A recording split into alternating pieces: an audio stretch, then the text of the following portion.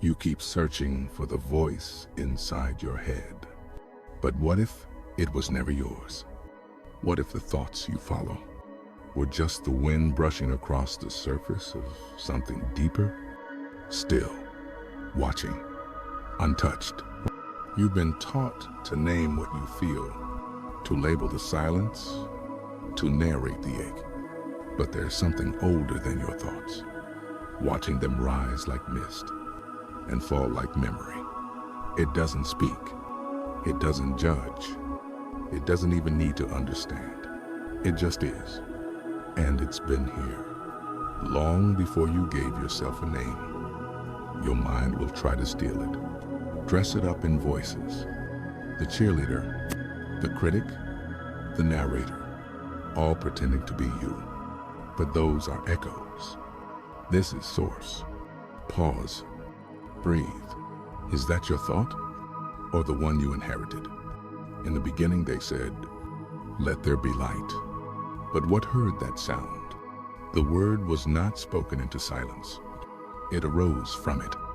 The Gita calls it the witness, the Upanishads, the Atman, the Tao, the way that cannot be named. But you feel it as the part of you that was never born. The you that noticed the world when you were 5 is the same you noticing it now.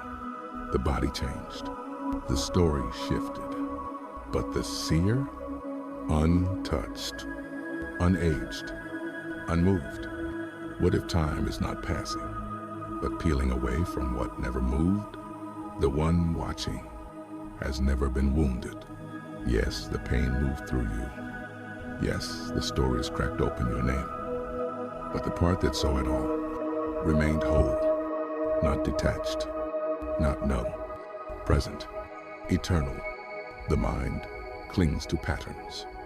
It loops, protects, defines. It calls itself you. But you are not the loop. You are the space it echoes through. This is what the Tao whispered in the pause between breath and thought. Act without acting. See without seeing. Be without becoming. And yet the voice inside still shouts, am I doing it right?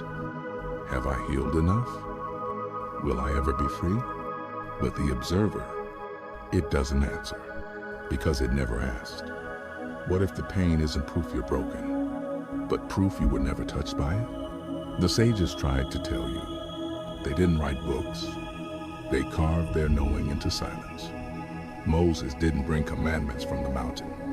He brought back the echo of a fire that burns without burning. Buddha didn't escape suffering. He stopped believing it belonged to him. Jesus didn't speak to the crowd. He spoke to the kingdom already within. And all of them were just remembering what you're remembering now. Not your thoughts, not your feelings, not your name. The watcher behind it all is not yours.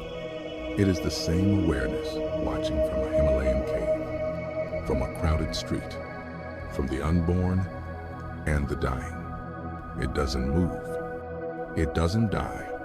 It doesn't need belief. You don't need to awaken the observer. You need to stop pretending you're not it. Time is not your enemy. It is your echo. It bends around you only because it cannot touch what you are. The moment you say, I was, or I will be, you've stepped into a spell. But the one who notices that spell, that's the one who cannot age. The Gita calls this the unborn self, untouched by flame, unpierced by blade. But you don't need the Gita to tell you. You felt it. In that second between inhale and exhale, when all you know disappears, and something vast remains. The Upanishads sang it without sound.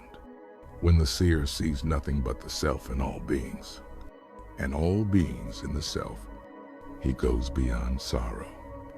But you don't have to go anywhere, because what you're looking for is where you're looking from. Why do you fear the future when the one watching it doesn't move? Even your mind, with all its questions, bows to it in the end. It cannot name it. It cannot trap it. It cannot become it, because it already is it. Your awareness is not a product of the brain. It is the canvas. It is the silence before thought, the space behind story, the stillness that remains after every belief dissolves. You were not born into this body. You are wearing it, like time wears the wind. And when it falls, you will still be watching. The observer is not the one who watches your life. It is the one who survives even your death. You think the story ends when you awaken. But what if the awakening was just the first forgetting? You were not born into time. Time was born into you. A flicker across the stillness you've never stopped being. You call it awareness. The mystics called it God. But neither name touches it, because it's not a thing. It's not a self.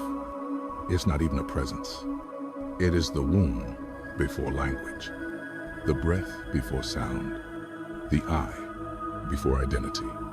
And here you are, trying to remember what you never stopped being. If you are the observer, then who is observing you now?